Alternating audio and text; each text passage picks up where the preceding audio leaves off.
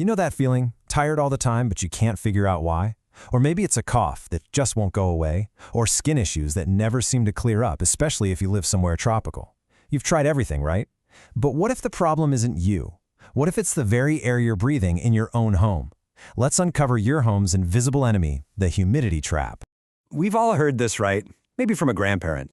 Oh, the rain's coming. I can feel it in my bones. It sounds like a charming old wives' tale, but is it? Is there actually something to it? So is it just folklore? Or is your body a highly tuned biological instrument, an actual pressure sensor that can detect tiny shifts in the atmosphere before a storm rolls in? Well, the answer is pretty fascinating. And it's our first big clue to solving the mystery of all these chronic health issues. Okay, let's talk about the human barometer. Hey, maybe this is you. You know the people who swear their knee can predict a thunderstorm way better than any weather app? And guess what? It is not in their heads. This is a real thing, and it all comes down to physics. Here's how it works. I want you to think of your joints as tiny little balloons. Now, normally, the air pressure all around you is constantly pushing on your body, keeping those balloons stable. But right before a storm, that atmospheric pressure drops. And with less pressure pushing from the outside, the fluid and tissue inside your joints can expand, just a tiny, microscopic amount. But that's enough to pinch the surrounding nerves, and boom, that's the ache you feel. But here's the thing. Pressure is only half the story. The real villain, the thing that adds fuel to this fire, is humidity. Your body's tissues are what scientists call hygroscopic. It's a fancy word, but all it means is they act like little sponges. They can literally soak up moisture right from the air. So your tendons and ligaments get soggy, heavy, and inflamed. And that's what turns a small ache into serious chronic pain. And this is where it gets a little scary. This whole humidity problem isn't just about what's happening outside. In fact, the real danger, the biggest threat, might be lurking right inside your own home. An invisible invasion could be happening right under your nose. Now, when you think of mold, you're probably picturing an old, damp, spooky basement, right? Well, here's the paradox. Your brand new, modern, spotless home could actually be the perfect breeding ground. By sealing our homes up so tightly for air conditioning, we've accidentally created these perfect traps that lock in moisture, and that's created a perfect environment for a hidden danger. So let's meet the culprits. You've got guys like Stachybotrys, that's the infamous black mold, releasing neurotoxins from behind your walls. You've got Aspergillus hiding in your AC ducts and carpets. These fungi are so much more than just ugly stains. They are microscopic poison factories, churning out things called mycotoxins that can absolutely wreak havoc on your health. So what's the trigger? What's the number that kicks off this whole invisible invasion? It's this: 60%. The second the relative humidity inside your home consistently stays above 60%, those invisible, dormant mold spores that are all around us, they wake up. They start to grow. And you don't even need a leak from the roof. The moisture in the air is all they need. And let's be really clear, this isn't just an attack on your property values. This is an attack on your family's health. And humidity is a predator that actually tailors its assault, targeting each member of your household by exploiting their unique vulnerabilities.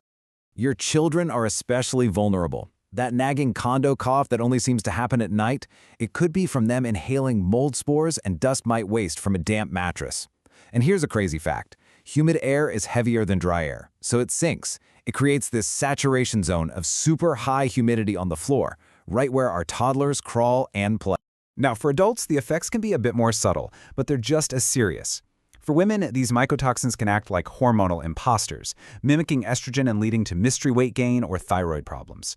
For men, they often attack the mitochondria, the tiny power plants inside your cells, which leads to that feeling of chronic fatigue, brain fog, and just total lethargy. And this explains why so many of us feel stuck in that revolving door at the doctor's office. You get a prescription, you feel a little better for a week, and then bam, the symptoms come right back. You're treating the symptoms, not the root cause. You simply cannot medicate your way out of a sick house. And you know what's incredible? This isn't some new problem we just discovered. Not at all. We're actually just catching up to what ancient cultures have been warning us about for literally thousands of years. They knew that dampness was a powerful force that could make us very sick. And look at this. Look at how these ancient concepts just line up perfectly with modern science. In Chinese medicine, they called it qi, or damp evil. The Malays called it bisa. In Ayurvedic tradition, it's kapha overload.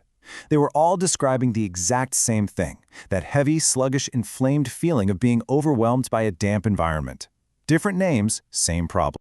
So, we've identified the enemy. It's this complex dance of pressure, humidity, mold, and toxins. And yeah, it sounds pretty overwhelming. But what if the solution was surprisingly simple? It's time to stop just dealing with the problem and start engineering your home into a sanctuary. So what's the prescription for a sick house? It all comes down to a single number: 55%. I want you to remember this number. And this isn't just about comfort. It is a hard biological line in the sand, and it's the most powerful medicine you can prescribe for your home. Here's why 55% is the magic number. When you get the humidity down to this level, it acts like a biological off switch. Mold doesn't die, but it goes dormant. It stops producing those harmful mycotoxins. Dust mites, which can't drink water and have to absorb it from the air, literally dehydrate and die. You are effectively turning off the poison factory in your home. So how do you do it? It's a simple 3-step protocol. First, get a digital hygrometer. You have to measure the air to know what you're fighting. This is now your most important medical device. Second, use a dehumidifier to set that 55% barrier, especially in the most critical zone, your bedroom. And third, break the thermal bridge. Stop walking barefoot on cold, damp floors. Wear some indoor slippers. You see, this whole thing requires a fundamental shift in how we think about what a clean home really is. A sparkling clean kitchen sitting in 80% humidity is still a toxic space. A slightly messy room that's at 50% humidity is a medical sanctuary. The real hygiene isn't on your surfaces, it's in your air. So take a moment. Think about the air you're breathing right now. Is your home a sanctuary that helps you heal, or has it become a saturation trap that's making you sick? Now that you know the truth about humidity, you have the power to change it.